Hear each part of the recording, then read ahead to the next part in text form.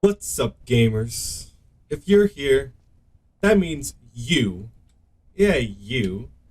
want to learn how to play Dark Knight. Well, let me tell you, you've come to the right place.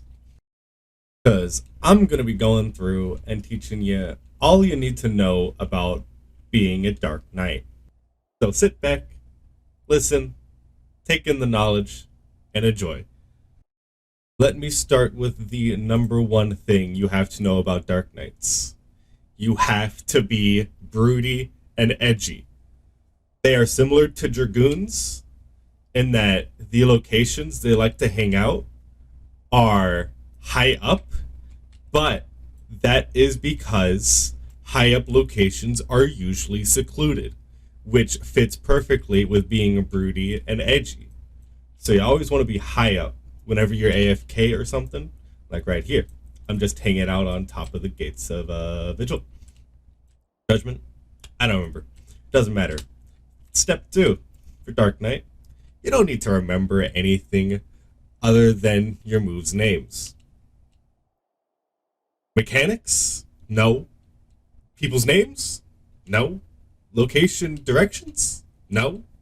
All you gotta do is know your moves' names, know what they do, swing your sword a bunch, and you'll be fine. Just use that sword on everything in your way, everything in your path.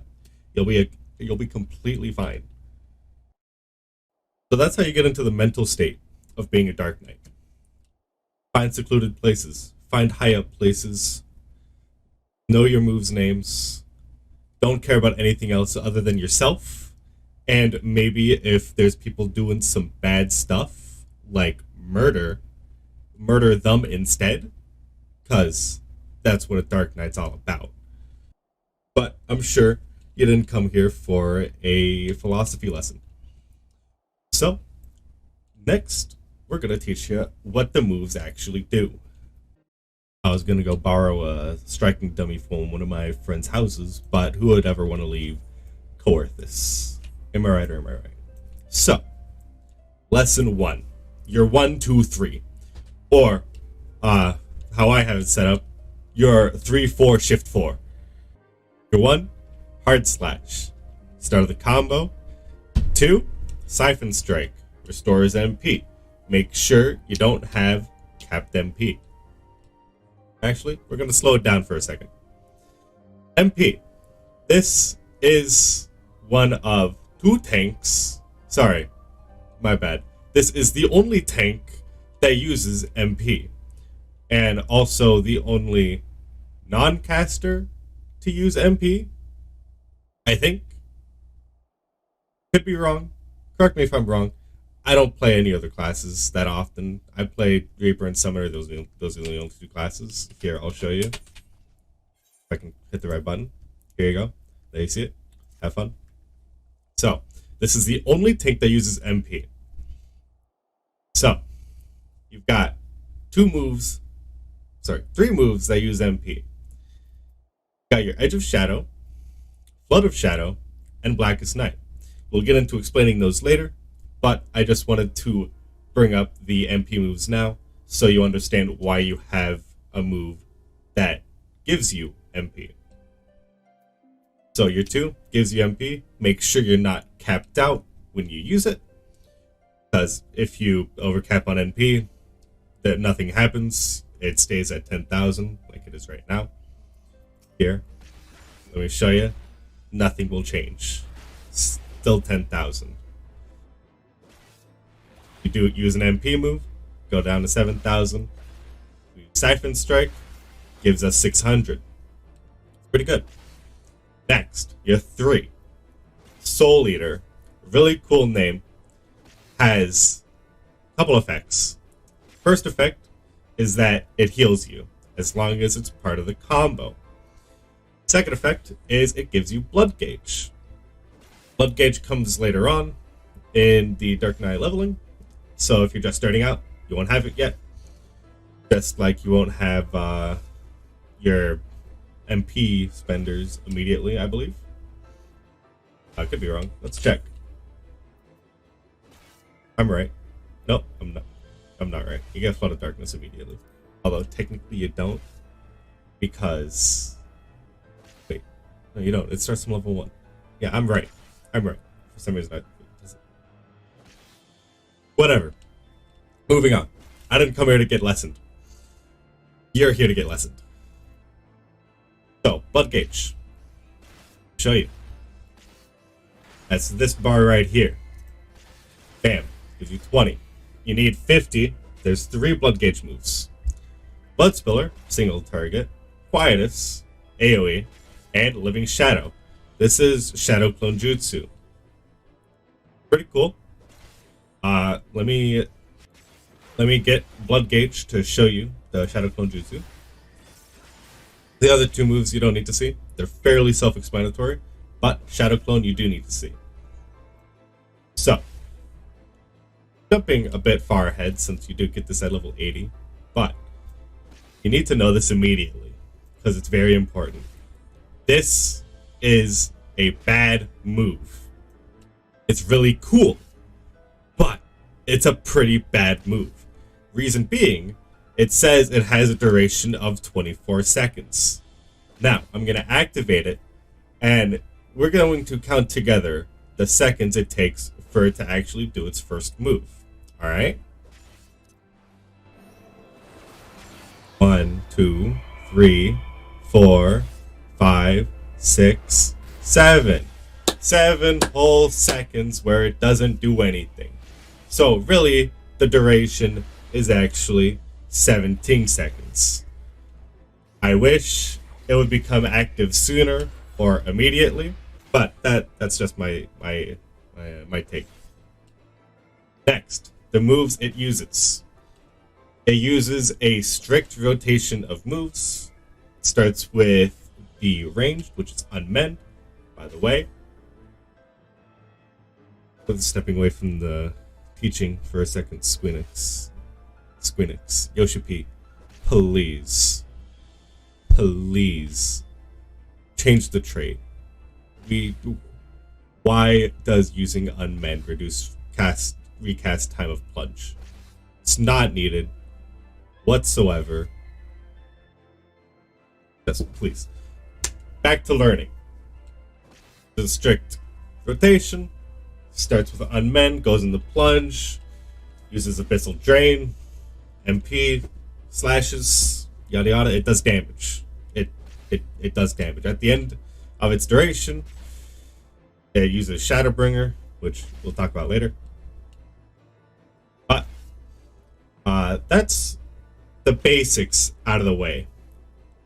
Now, let's talk about everything else. Everything else starts with your buffs, self-buffs, that lets you do damage. Well, I say it lets you do damage. It lets you cast stuff faster, sooner, better, stronger. Got Blood Weapon. Gives you 5 stacks of Blood Weapon. Those 5 stacks are consumed when you use a weapon skill. Or spells, but these 3 are your only spells. Everything else is a weapon skill or ability, and abilities don't count for them. So, 1 stack for each ability or spell, and upon using or consuming a stack, it gives you 10 blood gauge, which you can see in the tooltip, and it restores the same amount of MP as Siphon Strike. So, what I like to do, Blood Weapon, 600. That's 2 600s because Blood Weapon plus Siphon Strike, 1200. Very pog. Then Soul Eater, because Soul Eater already gives 20 blood gauge, gives 30 instead. So with a full 1, 2, 3 Blood Weapon active, you get 50 blood gauge immediately to spend on one of these. Next, Quietus. This gives you 3 stacks. Did I call this Quietus? I'm sorry, guys. I'm not a good teacher. Delirium. It grants 3 stacks of Delirium.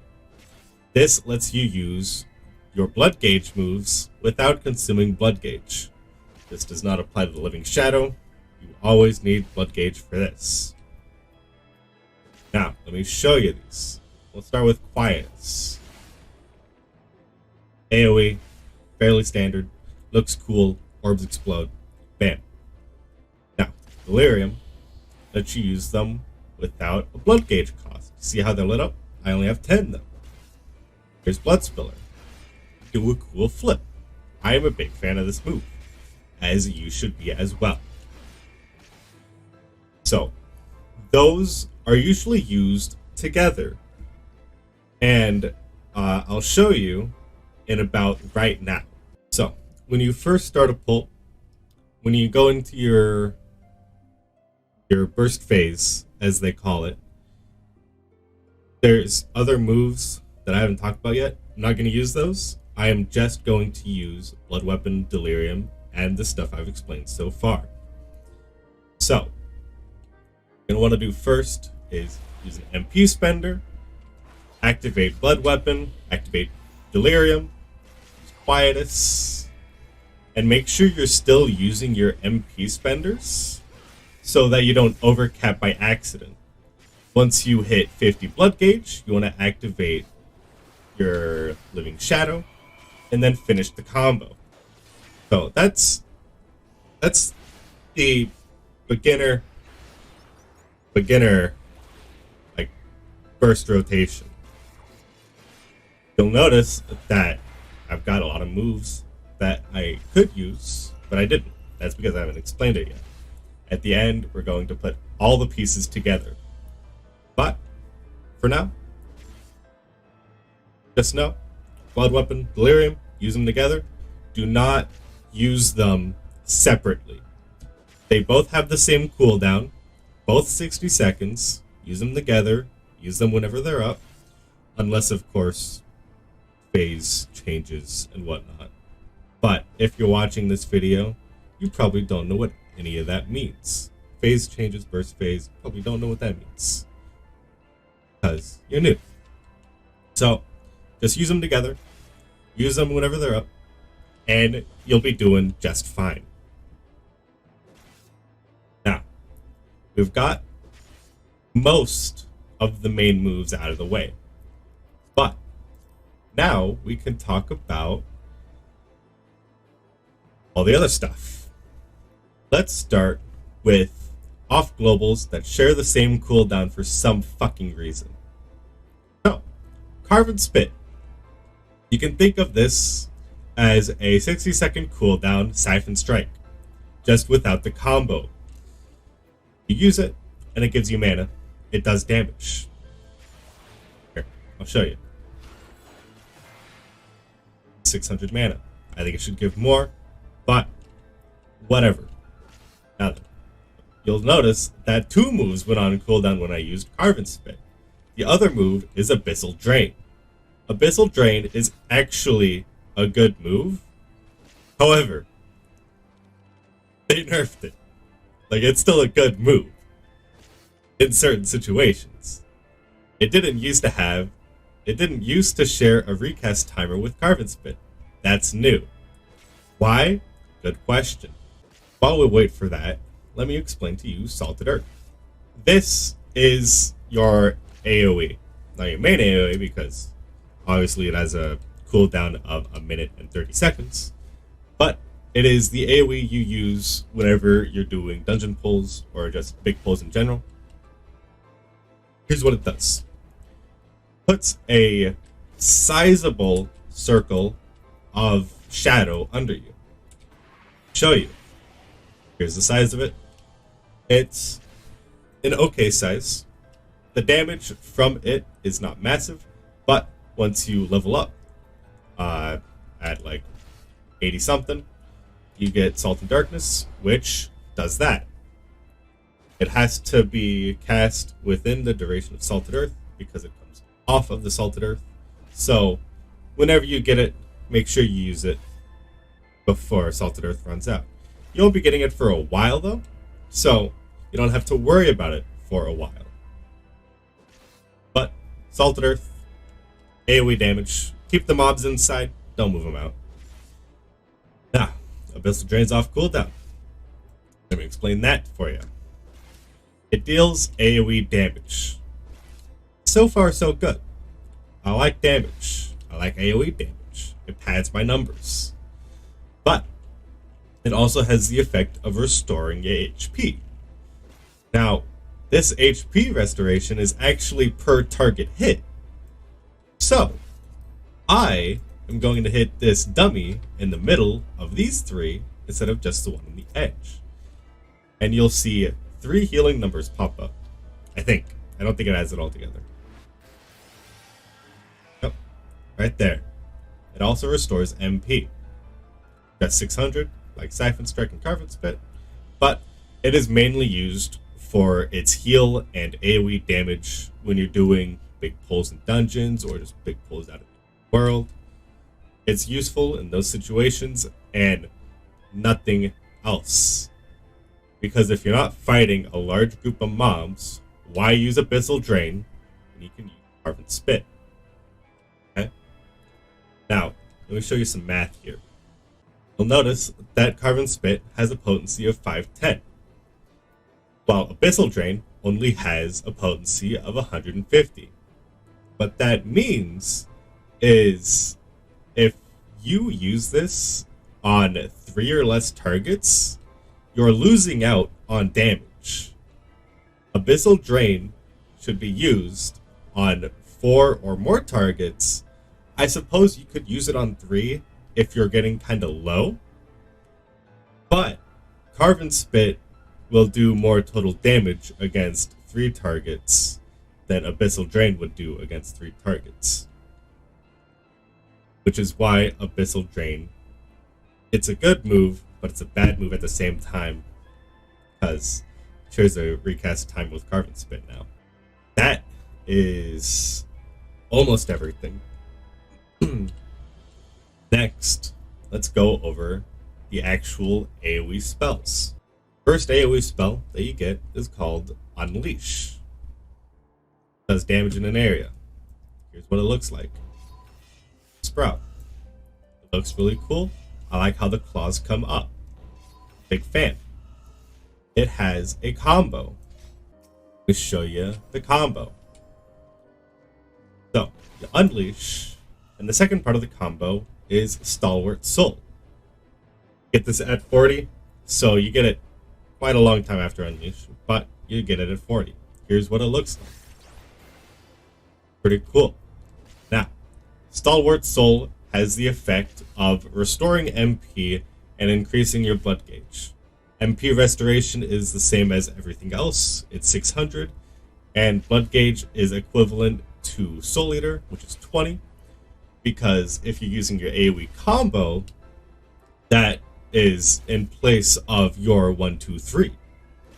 So if Stalwart Soul didn't restore MP and didn't give blood gauge, there would be almost no reason to use it other than the fact that, you know, AoE damage, if there's a lot of mobs, it's more damage. You want to use these when there are 3 or more.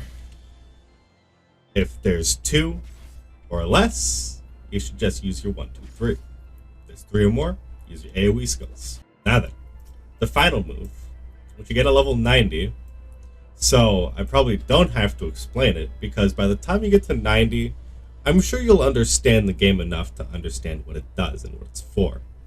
But, just in case you want to learn about it now, I'll tell you. Your level 90 skill is called Shatterbreak. Yes, it is very cool. You'll see that it's grayed out right now. This is because it can only be executed while under the effect of Darkside. Yes, I did delay talking about Darkside on purpose. Why? I felt like it. Shut up. Now, what the Darkside is it's a self-buff indicated by this helmet right here. You would have noticed that whenever I used one of my MP moves, that the helmet lit up, and a timer appears on the top right of it. That means you're under the influence of the dark side. The dark side is just a general buff of 10% to your own personal damage. This should always be up. There's no reason for it to ever be down. If this ever goes away while you're in the middle of combat, it means you didn't manage your mana correctly. This doesn't really become a problem until you get the Blackest Night, but we're not there yet. Now, while under the effects of Dark Side, you can use Shadowbringer. Why can you only use Shadowbringer while under the effects of Dark Side? Good question. I suppose they didn't want people not getting the damage bonus for Shadowbringer. I don't know. But here's what it looks like. Pretty cool. It does damage in a straight line in front of you. It does the most damage to the first thing hit, and less for everything else that it hits. Keep in mind that it is a straight line AoE. So you see, I'll do it again. You'll see that it doesn't hit this thing on the side. It goes straight forward. Keep in mind, positioning is important for this move if there's a lot of enemies. Now, you usually want to use this move when you're using your Blood Weapon and Delirium, because it is an off global cooldown, just like your MP Spenders and Carven Spit. Off globals are things you can use in the middle of moves such as your 1-2-3, Bloodspiller and Quietus, and Unleash and Stalwart Soul. I will show you how that works right now. Notice how some moves go on cooldown, indicated by the little gray spinny clock thing, while other moves don't. Those are off GCDs. That's how it works. You notice how I used my 1, and then I used Edge of Shadow, I used my 2, and then I used Shadowbringer, and then I did my 3, and I did Edge of Shadow and Carven Spit. This is being efficient. You don't have to do all of that, but if you don't do all of that, you are losing out on damage you could have been doing. So, personally, I would recommend doing it. But I mean, if you're a clicker, you can go a bit slower. It's okay. It's okay. Or if you're on controller, why? Now, I should probably explain the tanking part of Dark Knight. Specifically, like 3 things. First thing is the Blackest Night. It is the 3rd MP spender you have. You can target yourself or a target party member. What it does is it gives your target a 25% max health shield.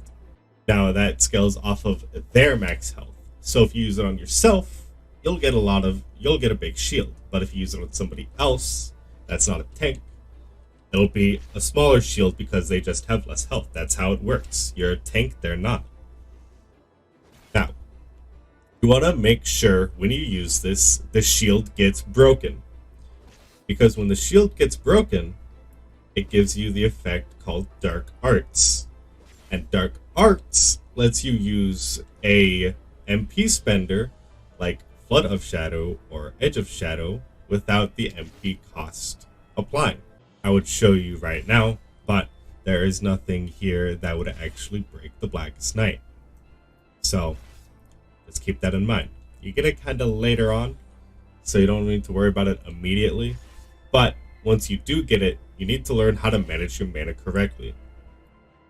By that, I mean, make sure you don't dip below 2,500. That's going to be the line for you. Depending on situation, depending on how many GCDs you have, depending on how many blood weapon stacks you have, etc., you can go lower, but that is a highly advanced, and by highly I mean it's advanced, but I don't know if I would actually call it highly advanced, but I mean it's advanced, and you gotta know how much MP you can regen fast enough to be able to use it. You need to know how fast you can actually cast your skills to get the MP back, etc., etc. So, my recommendation is just make sure you don't go below 2,500. Because as long as you don't go below 2,500, it's only one thing you need to do to get enough MP to spend for Blackest Night. Let's go down to about 2,500. About. We'll wait. So we're at 2,400. That's around 2,500. 2,600. That means all we need is 600 MP to get back up to 3,000, which means we can use the Blackest Night. This is important because of things called tank busters. Tank busters are fairly self-explanatory. They do big damage to tanks. So, whenever that happens, you want to use the Blackest Night because it almost always guarantees that it's going to get popped, and you give your healer some leeway. You help out the healer. It's always nice. Make sure you never go below 2,500 MP unless you feel confident that you can get back up quickly enough. But you'll just find that out by playing the class, and I believe in you. Good luck. Next, let's talk about the mitigations that Dark Knight specifically has. It's got 4. Technically 3 because Dark Missionary is AoE, but 4. And I suppose we'll start with Dark Missionary first. This is a party-wide buff that reduces magic damage taken. Goes onto yourself, nearby party members, specifically 15 yards. Sorry, yalms. It's different. Here's what it looks like. That's about the radius, probably a bit bigger, but that's just the effect. Lasts for a bit, reduces magic damage taken by 10%. This is going to be used whenever a boss or something does a raid-wide AoE, which you'll understand later on what that means and what that is. You'll know because you'll see damage go out onto everybody in your party. Next is Shadow Wall. This is the Rampart, but better. Here's what it looks like. It just reduces your damage taken by 30%. Got a duration of 15 seconds, 2-minute recast. Pretty good. Next is Oblation. It's pretty bad and kind of unnecessary. You can target yourself or a party member, and it reduces damage taken by 10%.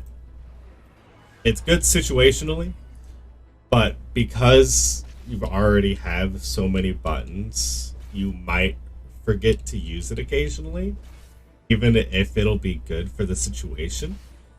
Like, I know I always forget to use it because I don't really need it at the level of content that I play at, which I play mostly casually. I do a couple savage raids if I can, but I don't really like interacting with people. And I used to raid in WoW, so I know that people are the #1 downfall to my sanity when it comes to raiding, which is why I don't really partake in it that much. But I do really like to because it is enjoyable, as long as the people aren't insufferable. I'm getting off track though. I'm teaching. Okay. Ablation. It's alright. It's got its uses, but in the end, it's kind of just a button that gets in the way sometimes. Next, Dark Mind.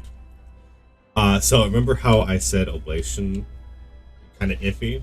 Dark Mind is actually like slightly more iffy, because it is a defensive that is specifically for magic damage, like Dark Missionary, but that's, AoE. Dark Mind is specifically for yourself. Reduces magic damage taken by 20%. The times that you're going to use this are not high, but the times that you do use it, it's pretty helpful. I don't really know how to describe it other than that, but that's how it works. That's almost everything on my hotbar. That is Dark Knight specific.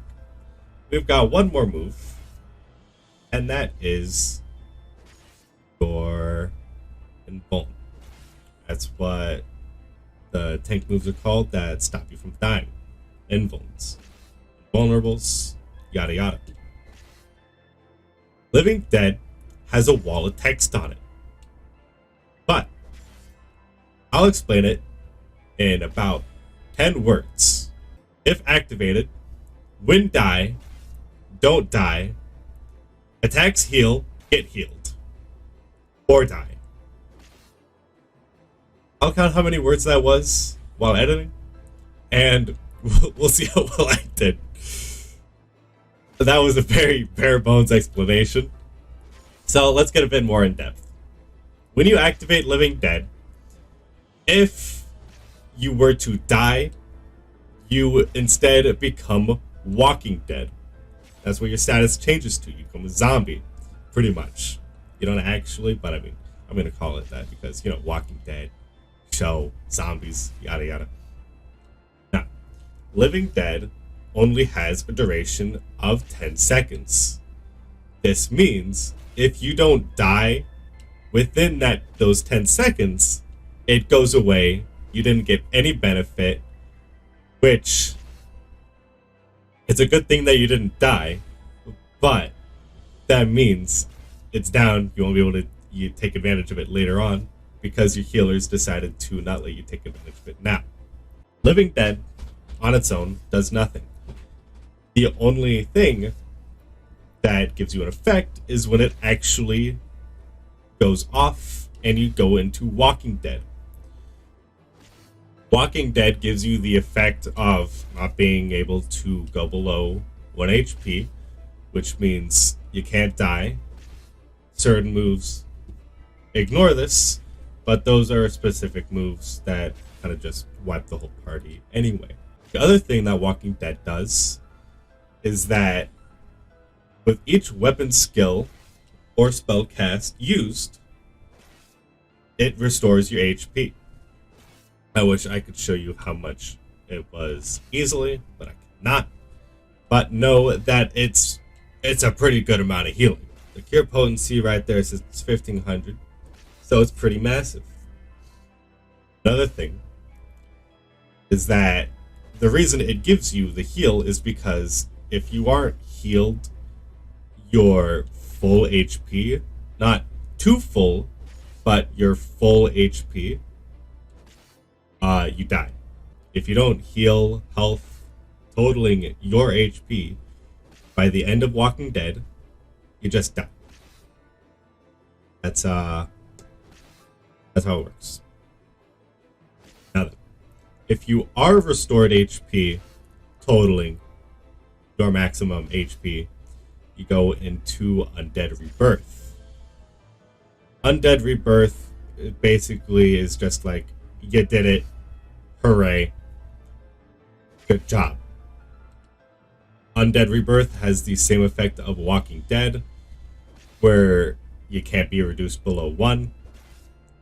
So you've still got some extra leeway, just in case your healers fall asleep at the wheel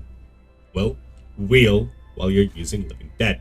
I hope you understood all that, because sometimes I get lost in my own talking. But I hope that was fairly understandable. I think it was. So that is all the Dark Knight moves. And I feel like it would only be correct for me to show you what a full rotation of Dark Knight's burst would be to end off the video. So that's what we're going to do in about 45 seconds. And by 45 seconds, I mean right now. Here's what using all of your abilities looks like. Side note, plunge is a dash.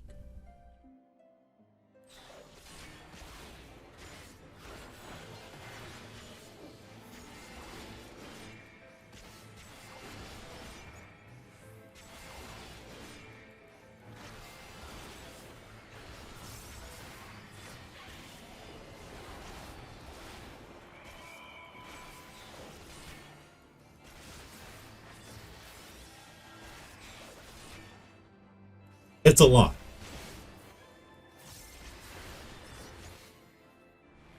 All that happens every minute. And if you're already experienced with Dark Knight, you'll notice that I kind of messed that up a bit. I got a animation lock, I believe, and I couldn't use one of the moves when I wanted to. It kind of happens. I wouldn't say often, but it happens sometimes if you're hitting the buttons too fast. So yeah, that's the Dark Knight guide. Am I gonna make any other guides? Probably not, unless you guys want me to. The other guides probably won't be as good as this one or in depth because I don't really play anything else other than Dark Knight. If you have any questions, then go ahead and comment down below. I highly recommend playing Dark Knight because it's a lot of fun, and tank queues are glorious. And fuck DPS queues. Help them. The other one.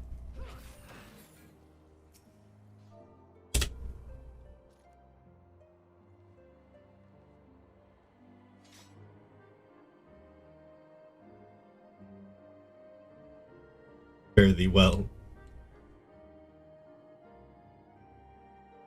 Try and find the bow button.